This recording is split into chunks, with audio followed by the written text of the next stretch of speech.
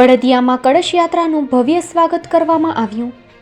22 જાન્યુઆરીના રોજ અયોધ્યા ધામ ખાતે શ્રી રામ ભગવાનના મંદિરનું પ્રાણ પ્રતિષ્ઠા મહોત્સવ યોજાશે, જેના ભાગે ભારતના ગામે ગામના લોકો અયોધ્યા ધામ જેવી અનુભૂતિ સાથે કળશ યાત્રા અને અક્ષતનું વાજતે ગાજતે સ્વાગત કરી રહ્યા છે। જેના ભાગે ભુજ તાલુકાના બળદિયા ખાતે કળશ યાત્રાના સ્વાગતમાં સૌ ઉપસ્થિતોને અયોધ્યામાં બળદિયા ગામ જેવી અનુભૂતિ કરાવી હતી।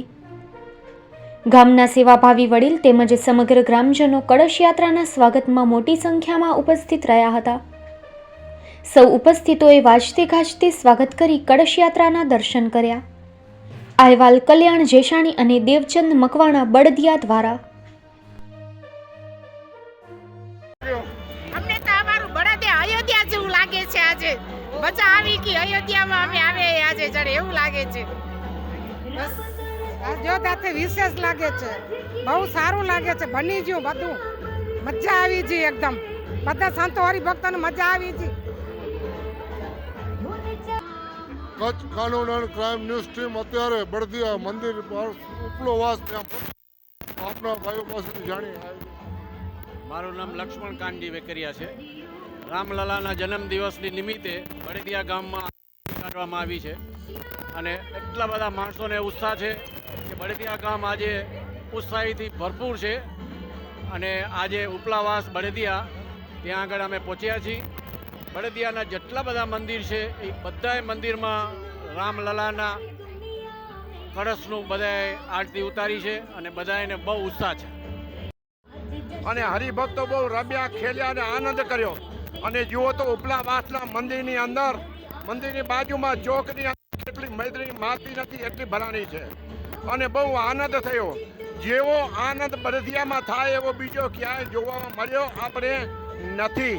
લંડનમાં કરીએ છીએ આપણે ઉત્સવો બધા, પણ આ તો બહુ મોટામાં મોટો આનંદ આવ્યો અને બહુ રામને ત્યાં પ્રાણ પ્રતિષ્ઠા 22 તારીખને પ્રાણ પ્રતિષ્ઠા થશે રામની અને ધન્યવાદ છે મોદી સાહેબને।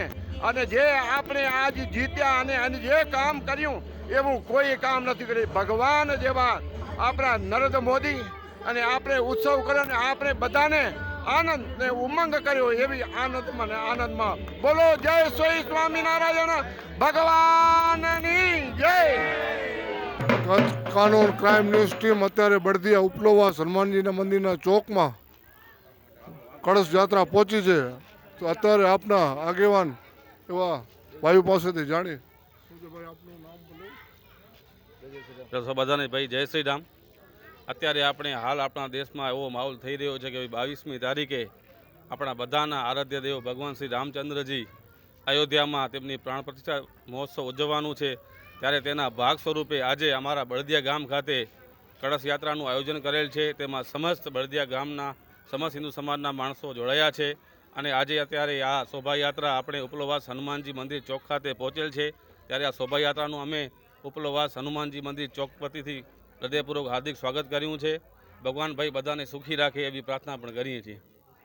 અત્યારે આપણા દેવજીભાઈ મહાજન મંડળના પ્રમુખ તે છતાં મયુરસિંહ જાડેજા એમની પાસે જાણીએ। જય જય શ્રી રામ। આવતી 22 તારીખે ભગવાન શ્રી રામલલા પોતાના મંદિરમાં જ્યારે બિરાજમાન થઈ રહ્યા છે, ત્યારે જે સમગ્ર દેશમાં અત્યારે આખો દેશ રામમય થઈ રહ્યો છે, ત્યારે એના કળશ યાત્રા આયોજનના ભાગરૂપે બળદિયા ગામે બંધાયેલ છે। ત્યારે બળદિયા સનાતન હિન્દુ સમાજ સૌ હિન્દુ ભાઈ બહેનો તરફથી અત્રે કળશ યાત્રાનું સ્વાગત કરવામાં આવેલ છે અને આ યાત્રામાં સમસ્ત સનાતન હિન્દુ સમાજના ભાઈ બહેનો જોડાયેલા છે। આ યાત્રા એકદમ શાંતિપૂર્ણ રીતે નીકળેલ છે અને આવો નવો શાંતિપૂર્ણ માહોલ એકતા જળવાઈ રહે એવી સૌને પ્રાર્થના અને અભિનંદન। જય જય શ્રી રામ। બોલો જય સિયારામ। મારું નામ ખેંગારભાઈ મહારાજ અને ઉપલાવાસ બળદિયાવાસનો રહેવાસી છું।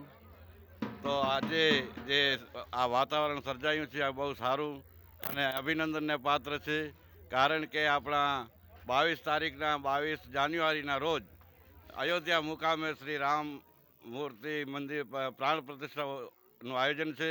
તો એના ભાગરૂપે આપણા બળદિયા ગામમાં જે કળશ યાત્રા આવી છે એનું અમે ભવ્ય સ્વાગત કર્યું છે અને આપણે બધા હળીમળીને આ આયોજન પાર પાડીએ એવી નમ્ર વિનંતી।